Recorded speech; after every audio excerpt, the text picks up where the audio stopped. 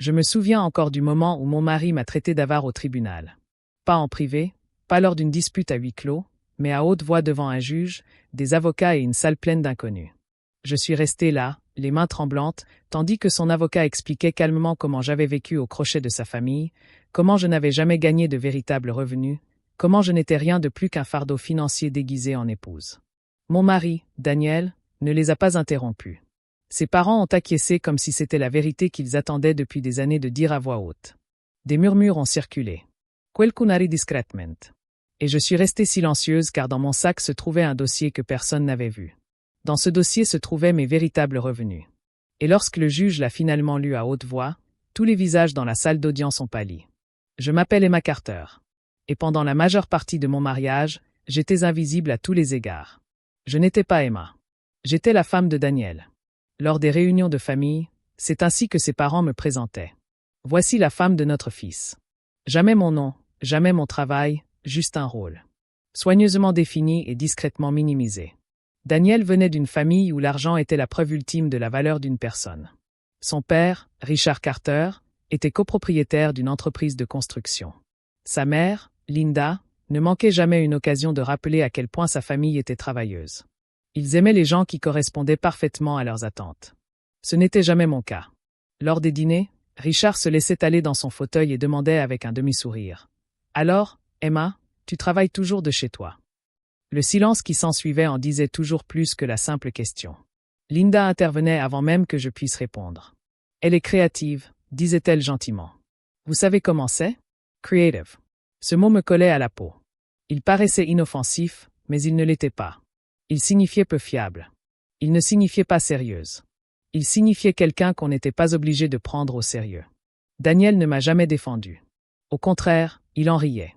Elle aime son ordinateur portable, disait-il. Tant qu'elle est heureuse. Mais le bonheur n'avait rien à voir là-dedans.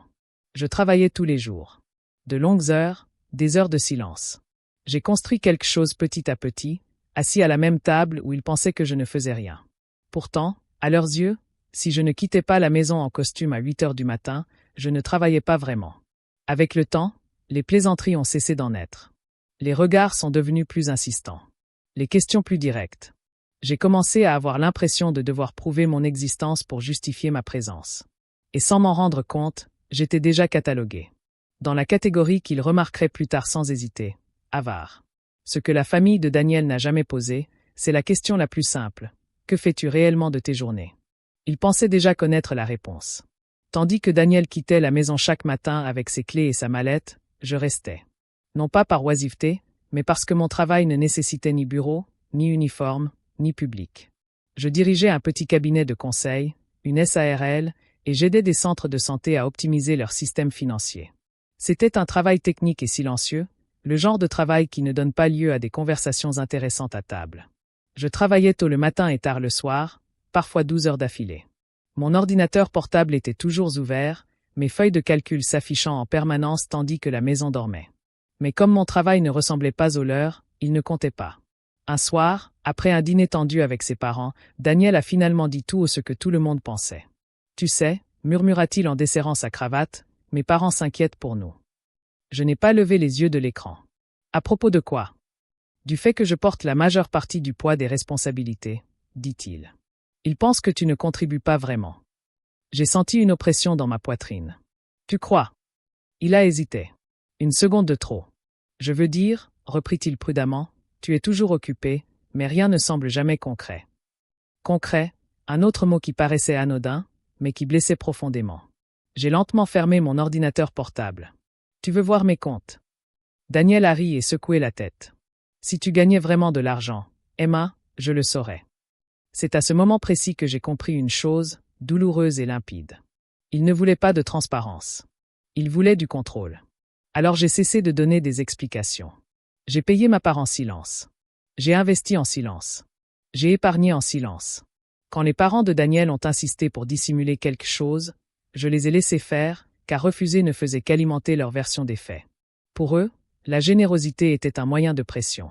Et ils adoraient s'en servir contre moi. « Tu as de la chance », m'a dit Linda un jour gentiment. « Toutes les femmes ne sont pas traitées comme ça. » J'ai souri et je les remerciais, même si j'avais la nausée. Ce qu'ils ignoraient tous, c'est que mes revenus avaient déjà dépassé ceux de Daniel, que mon nom seul figurait sur mes contrats. Que chaque dollar gagné était propre, légal et dûment justifié. J'ai gardé le secret, non par honte, mais pour me protéger. Avec le recul, je comprends que le silence n'était pas une faiblesse. C'était une préparation. Car un jour, tout ce travail discret parlerait pour moi là où il ne pourrait pas m'interrompre, au tribunal.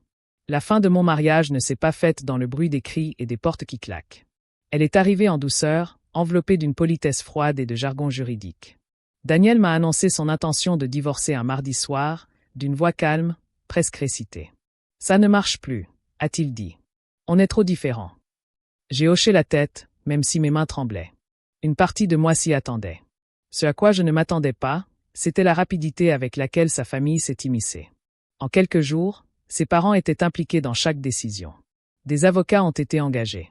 Les conversations ne portaient plus sur la séparation, mais sur la stratégie. La première fois que nous nous sommes retrouvés face à face au cabinet d'avocats, Linda a joint les mains et a soupiré théâtralement. « Nous voulons juste que ce soit juste », a déclaré Richard en se penchant en avant. « Et nous voulons nous assurer que notre fils ne soit pas exploité. » J.A. senti Gorge se serrer. Exploité par quoi? Daniel a répondu à leur place. Emma Soens Honitz. Tu dépends de ma famille depuis des années. Je l'ai fusillé du regard. C'est faux. Il haussa les épaules. Alors prouvez-le. Quand nous sommes arrivés au tribunal, l'histoire était déjà écrite. L'avocat de Daniel, sûr de lui, feuilletait une pile de papiers soigneusement rangés. Votre honorable madame. Carter ne dispose d'aucun revenu stable et vérifiable. Durant tout son mariage, elle a été fortement dépendante de la famille Carter pour le logement, les dépenses et son train de vie. Linda fit un signe de tête au juge, les yeux brillants d'une lueur qui semblait empreinte d'inquiétude. Nous l'avons élevée comme une fille, ajouta Richard sans embâge. Elle n'a jamais gagné d'argent. Quand Daniel a comparu, il ne m'a pas regardé. Elle travaillait à domicile, a-t-il dit. Mais je n'ai jamais vu de revenus réguliers. Mes parents payaient la majeure partie. Le mot radine planait, sous-entendu mais lourd de sens. Je sentis la chaleur me monter aux joues tandis que des murmures se propageaient dans la salle d'audience. Les gens me regardaient avec un mélange de pitié et de jugement. Je pouvais presque entendre leurs pensées. Encore une femme qui vit au crochet de son mari. Le juge se tourna vers moi. Madame Carter, contestez-vous cette description? J'ouvris la bouche et la refermai aussitôt. Oui, ai-je fini par dire. Mais je répondrai quand ce sera mon tour. L'avocat de Daniel sourit avec assurance. Bien sûr. Il pensait que je gagnais du temps. Il pensait que je n'avais rien. Mais alors que je me rassis, mes doigts effleurèrent mon sac. À l'intérieur se trouvait la preuve qu'il croyait inexistante. Et pour la première fois depuis le début du divorce, j'ai senti quelque chose d'inattendu surgir de la peur. Non pas de la colère, ni de la panique, mais de la certitude, car il ne s'agissait plus seulement de la fin d'un mariage. Il s'agissait de mon nom, et je ne les laisserai plus le définir. La salle d'audience me paraissait de plus en plus petite. L'avocat de Daniel poursuivit, exposant sa version de ma vie comme s'il s'agissait d'un fait établi. Des graphiques apparurent sur l'écran derrière lui.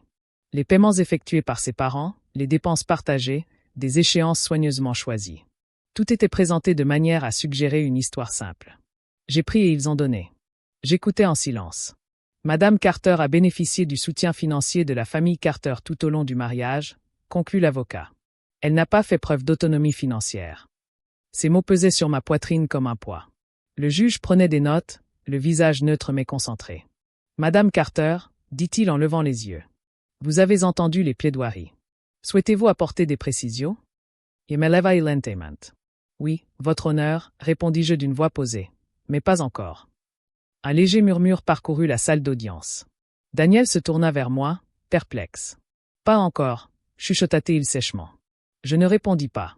Je retournai à ma place, les mains jointes sur les genoux, essayant de calmer ma respiration. Mon cœur battait si fort que j'étais certaine que les autres pouvaient l'entendre.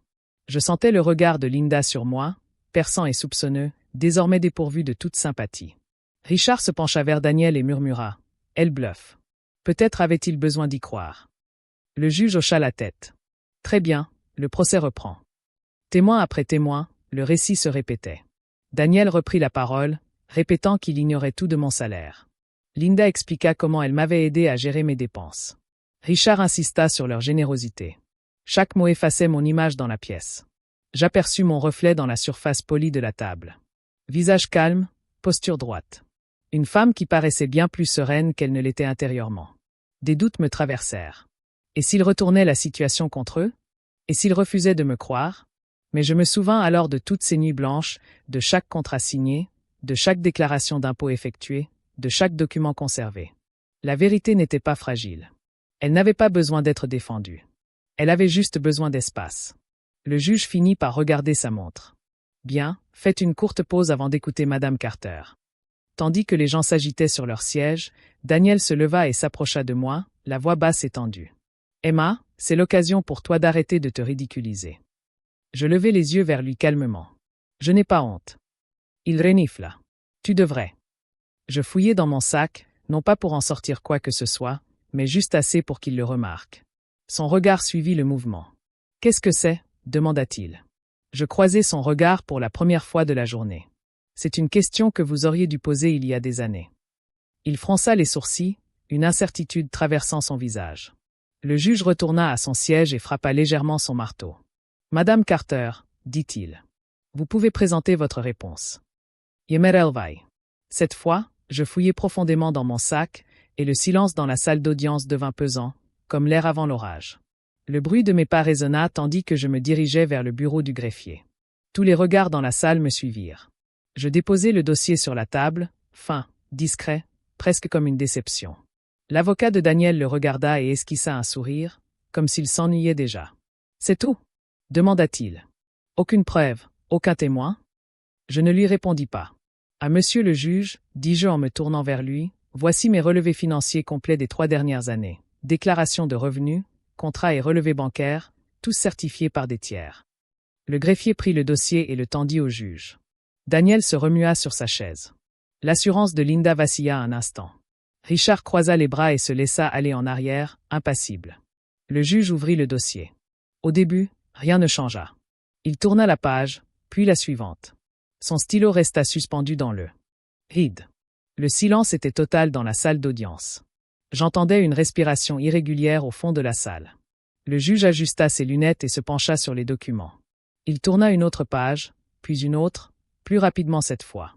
Son front se fronça, non pas par confusion, mais par concentration. L'avocat de Daniel s'éclaircit la gorge. « Votre honneur, si je peux me permettre. » Le juge leva la main sans lever les yeux. Un instant, ce simple geste transperça la salle comme une lame. J'en sentais le pouls.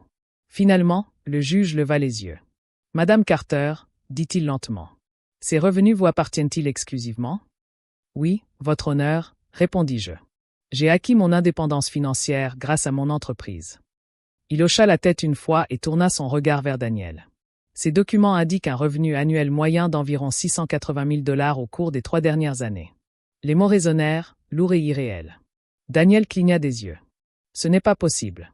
Linda prit une profonde inspiration. Excusez-moi. Richard se pencha en avant. C'est impossible. Elle n'a jamais. La voix du juge les coupa net. Ce revenu est dûment justifié, déclaré et légalement acquis. Il n'y a aucun signe de fraude ou de fausse déclaration devant le tribunal. Sommel explosa à la barre. Elle gagne. Combien? Vous avez entendu? Oh mon Dieu! L'avocat de Daniel se leva brusquement. Votre honneur, nous contestons. Vous pourrez contester plus tard, l'interrompit le juge. Pour l'instant, je me penche sur l'exactitude des déclarations précédentes. Il feuilleta ses notes et regarda Daniel droit dans les yeux. À Monsieur Carter, vous avez témoigné que votre femme n'avait pas de revenus stables et était financièrement dépendante de votre famille. Au vu de ces éléments, ce témoignage semble erroné, rétorqua Daniel en se levant, la voix s'élevant. Elle l'a caché. Elle ne nous l'a jamais dit. J'ai parlé avant que le juge puisse répondre. Je n'ai jamais rien caché à la loi, ai-je dit calmement. J'ai payé mes impôts en totalité et à temps chaque année. Je me suis légèrement retourné. Mon regard a glissé de Daniel à ses parents. Je ne parlais pas de mes revenus parce que chaque fois que l'argent était évoqué, il servait à mesurer ma valeur, à me contrôler, à me rabaisser. Linda secoua la tête, la voix tremblante. Nous l'avons soutenu. Nous l'avons aidé. Oui, ai-je répondu doucement. Quand tu as insisté pour l'aider alors que refuser aurait provoqué davantage de conflits, Richard renifla. Alors maintenant, tu nous blâmes? Non, ai-je dit, je rétablis les faits. Le juge leva légèrement son marteau, sans le frapper, juste assez pour rétablir l'ordre. Soyons clairs, dit-il. L'indépendance financière n'exige pas de divulgation à la famille élargie, et le silence n'est pas synonyme de dépendance. Daniel s'est affaissé sur sa chaise, le visage pâle. Le juge poursuivit. Madame Carter. Sur la base de ces documents, le tribunal conclut que vous n'étiez pas financièrement à la charge de la famille Carter durant votre mariage. J'ai ressenti une vive douleur, inattendue, derrière les yeux. Non pas du soulagement, mais une confirmation. Le juge se tourna vers l'autre côté de la salle d'audience. De plus, ajouta-t-il, les preuves ne corroborent pas l'accusation d'avarice portée contre Madame Carter. Linda resta bouche bée. Richard fixait la table. L'avocat de Daniel rassembla ses papiers d'une main tremblante. Pour la première fois depuis le début du procès, personne ne parla de moi. Personne ne rit. Personne ne chuchota. Ils se contentèrent de me dévisager. Le juge déposa délicatement le dossier, comme s'il avait un poids qui dépassait celui du papier. Madame Carter, dit-il d'un ton mesuré mais empreint d'un respect indéniable. Merci de votre patience. Patience. J'ai failli rire à ce mot. Quand je suis retourné à ma place, Daniel m'a enfin regardé. Vraiment regardé. Non pas comme sa femme, non pas comme un fardeau, comme une étrangère. Depuis combien de temps, murmura-t-il d'une voix rauque. Depuis combien de temps gagnez-vous autant d'argent? J'ai croisé son regard. Assez longtemps, ai-je dit. Pour savoir que vous ne vouliez jamais l'entendre, le juge frappa du marteau. Et dans ce son, sec, définitif, indiscutable, tout ce qu'ils croyaient savoir de moi s'est effondré. Leur sécurité, leur supériorité, leur histoire, tout a disparu. Et pour la première fois dans cette salle d'audience, je ne me défendais plus. Je défendais la vérité. Un silence lourd et stupéfait s'est abattu sur la salle. Le juge a relu ses notes une dernière fois, puis a levé les yeux. Ce tribunal constate que Madame Carter a conservé une totale indépendance financière tout au long du mariage. Il a déclaré « Il n'y a aucun fondement aux allégations de dépendance ou de fausses déclarations ». L'avocat de Daniel a pris la parole. Il hésita un instant avant de se raviser. Le juge poursuivit donc « Tous les biens détenus exclusivement au nom de Madame Carter lui appartiennent. Aucune pension alimentaire n'est justifiée. » Un murmure parcourut la salle. Je sentis mes épaules se détendre pour la première fois de la journée. Le juge se tourna vers Daniel. À Monsieur Carter, un faux témoignage, intentionnel ou non, ne peut servir à punir la partie adverse. Ce tribunal ne tolère pas les attaques personnelles déguisées en arguments financiers. Qui plus est, les attaques sérieuses. Daniel hocha la tête avec raideur. La mâchoire crispée, Linda tenta de parler. Votre honneur, nous voulions simplement vous parler. Le juge leva de nouveau la main. Le tribunal en a assez entendu. Il marqua une pause, puis ajouta. Soyons clairs. L'autonomie financière n'est pas une fraude. Le vol de revenus n'est pas un délit. La loi protège les individus contre les préjugés. Ces mots résonnèrent plus profondément que le verdict lui-même. Le marteau du juge s'abattit. L'audience fut levée. Tandis que les gens se levaient, je restai assis un instant, reprenant mon souffle après le choc. La vérité avait triomphé proprement, légalement, sans spectacle. Daniel m'a abordé dans le couloir, la voix basse. Tu nous as fait passer pour des imbéciles. J'ai soutenu son regard calmement. Je n'ai rien fait. J'ai simplement cessé de dissimuler la vérité. Linda est restée derrière lui, le visage fragile. Tu aurais pu régler ça en privé. J'ai secoué la tête. Tu as rendu l'affaire publique en me traitant de radine. Richard n'a rien dit. Il n'arrivait pas à me regarder. Dehors, à l'extérieur du tribunal, l'atmosphère était plus légère. Pas victorieuse, juste apaisée. Mon avocate m'a pris le bras. Tu as géré ça avec calme. Les preuves parlent d'elles-mêmes. Je l'ai remercié et suis sorti seul dans le couloir. Pendant des années, on m'avait subtilement et obstinément fait comprendre que ma valeur était douteuse, que mon travail était invisible, que mon indépendance était gênante. Aujourd'hui, la loi avait dit autre chose. Ni fort, ni de façon théâtrale, juste fermement. En me dirigeant vers la sortie, je n'éprouvais plus le besoin de discuter ni de m'expliquer. Le verdict avait accompli ce que je n'avais pas réussi à faire moi-même depuis des années. Le jugement était sans appel, et c'est du bon côté que je me suis enfin retrouvé, invaincu, indemne et protégé. Les jours qui ont suivi le procès furent étrangement calmes. Plus aucun appel d'avocat. Plus aucun message d'inquiétude. Juste un silence, pur et inhabituel. J'ai emménagé dans un petit appartement de l'autre côté de la ville. Rien de remarkable. Des murs blancs, de grandes fenêtres, un bureau près du balcon où le soleil inondait la pièce chaque matin. Pour la première fois depuis des années, j'avais l'impression d'être chez moi.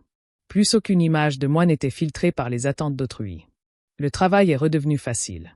Sans la pression constante d'être observé ou jugé, je me suis concentré. J'ai signé de nouveaux contrats, élargi ma clientèle, embauché 2 personnes de confiance. L'entreprise que j'avais discrètement bâtie dans l'ombre d'un foyer. J'ai enfin pu respirer. L'attitude des gens a changé aussi. Mes amis qui me demandaient autrefois « Comment vas-tu ?», me demandaient maintenant « Comment ça s'est passé ?» Des connaissances qui me remarquaient à peine auparavant se souvenaient soudain de mon nom. J'ai alors appris une chose importante, le respect ne s'explique pas. Cela implique des limites. Daniel n'a pas appelé. Ses parents non plus. Et leur absence m'a pesé, comme je l'avais imaginé. Ce qui me manquait, ce n'était pas eux. C'était cette version de moi-même qui cherchait sans cesse une approbation qui ne m'était jamais destinée. Un soir, après une longue journée, en fermant mon ordinateur portable, j'ai aperçu mon reflet dans l'écran noir. Fatiguée, certes, mais sereine, terre à accent grave terre, n'étant plus prête pour le prochain commentaire, le prochain jugement. J'ai préparé un dîner pour une personne et j'ai mangé sans stress. J'ai dormi sans ressasser les disputes. Je me suis réveillé sans cette boule familière dans la poitrine. L'étiquette qu'ils avaient essayé de me coller, avare, avait perdu tout son sens. Non pas parce que je la combattais, mais parce qu'elle n'avait plus d'emprise. Je n'avais pas changé. J'étais simplement entré dans la vie que je construisais depuis toujours. Une décision tranquille après l'autre. Et pour la première fois, j'ai eu le sentiment que c'était suffisant. Quelques mois plus tard, j'ai croisé Linda dans un café tranquille près de mon nouvel appartement. Ce n'était pas prévu. Le passé ne l'est jamais. Elle paraissait plus âgée, moins sûre d'elle. En me voyant, elle hésita, puis esquissa un sourire poli. « Emma », dit-elle doucement, comme si elle prononçait ce prénom pour la première fois. J'acquiesçai. « Linda ». Nous restâmes là un instant, bercés par le murmure des conversations et le tintement des tasses. Finalement, elle prit la parole. « Tu sais, tu n'étais pas obligée de faire comme ça. » Je penchai légèrement la tête. « Faire quoi ?» « Tout révéler au tribunal, dit-elle. C'était difficile. Je réfléchis à ces paroles, puis répondis honnêtement. Je n'ai rien révélé. J'ai dit la vérité quand on me l'a demandé. Elle détourna le regard. On a fait des suppositions. C'est bien là le problème, dis-je doucement. Vous avez fait des suppositions. Il n'y avait rien d'autre à ajouter. Je lui souhaitai bonne chance et sortis, la clochette au-dessus de la porte tintant doucement derrière moi. Aucune colère ne m'accompagna dans la rue. Aucun besoin d'explication ni de justification, juste un sentiment d'apaisement. Ce soir-là, assise sur mon balcon, je regardais les lumières de la ville scintiller, une à une. J'ai pensé à la femme que j'avais sans cesse minimisée, que j'avais constamment transformée pour me conformer aux normes sociales. Et j'ai pensé à la femme que je devenais, indépendante, assumée, entière. Le tribunal ne m'a pas donné le pouvoir. Il n'a fait que confirmer ce qui m'appartenait déjà. J'ai appris que le silence peut être une force, mais que la vérité, dite au bon moment, peut tout changer. Non pas en humiliant autrui, mais en se régénérant. Je n'avais plus besoin de l'approbation de personne pour mesurer ma valeur. J'avais mon travail, mon intégrité et une vie construite selon mes propres conditions. Et s'il y a une chose que j'ai retenue de ce tribunal, c'est celle-ci. Personne ne devrait vous définir simplement parce que vous êtes restée silencieuse. Parfois, la meilleure réaction est de laisser la vérité parler et de s'en aller.